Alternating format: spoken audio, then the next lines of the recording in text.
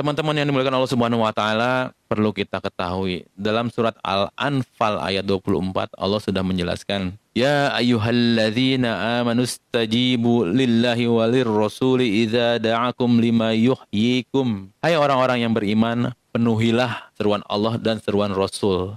Apabila Rasul menyerumu kepada sesuatu yang memberi kehidupan kepada kamu, maka laksanakan. Penuhilah seruan Allah dan Rasulnya. Lanjutan ayatnya, wa'lamu annallaha yahulu bainal mar'i wa qalbihi wa annahu ilaihi tuhsyarun. Ketahuilah bahwa sesungguhnya Allah membatasi antara manusia dan hatinya. Sesungguhnya kepadanya lah kamu akan dikumpulkan. Dari awal ya. Hai orang-orang yang beriman, penuhilah seruan Allah dan Rasulnya. Teman-teman yang dimuliakan Allah Subhanahu wa taala. Dalam menjaga hubungan kita dengan Allah, itu nggak cukup dengan sholat 5 waktu aja. Nggak cukup dengan sholat 5 waktu. Tapi kita mesti jaga antara jarak sholat kita ke sholat yang lainnya. Kita cek apakah kita dalam ketaatan. Apakah kita dalam konteks yang tadi disebutkan dalam surat Al-Anfal ayat 24, kita memenuhi seruan-seruan Allah dan Rasulnya untuk hal kebaikan. Kalau misalkan dari sholat zuhur ke asar, jedanya kita melakukan kemaksiatan, ini susah. Dari asar ke maghrib, waktu senggangnya kita lakukan untuk maksiat, maka sholat kita nggak akan pernah khusyuk. Karena apa? Ketahuilah bahwa sesungguhnya Allah sanggup membatasi antara manusia dengan hatinya. Artinya apa? Allah akan bikin hati kita nggak pernah nurut sama kita,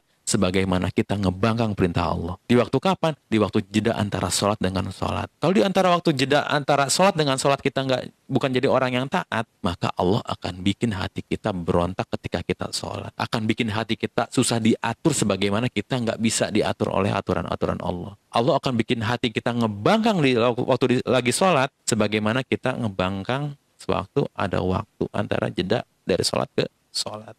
Sebagian orang mengatakan bahwa untuk sholat khusyuk, kita mesti tahu bacanya. Benar, sahih. Tapi itu aja nggak cukup. Perlu memang kita mengetahui tiap-tiap bacaan kita artinya apa. Sujud kita artinya apa. Tahiyat bacaannya artinya apa. Al-Fatihah kita artinya apa. Kita mesti paham. Tapi nggak hanya itu. Cara yang paling ampuh supaya kita bisa khusyuk adalah kita menjadi orang yang taat dengan aturan Allah, bukan hanya di sholat fardu, tapi di antara waktu, antara sholat satu ke sholat yang lainnya. Dari detik demi detik kita jaga ketaatan kita kepada Allah, maka di saat lagi sholat, Allah akan bikin hati kita taat kepada kita sebagaimana kita taat kepada Allah. Karena Allah lah pemilik kalbu kita. Dan dalam surat Al-Anfal ayat 24, yang tadi disebutkan bahwa sesungguhnya Allah sanggup membatasi, memisahkan antara manusia dengan hatinya.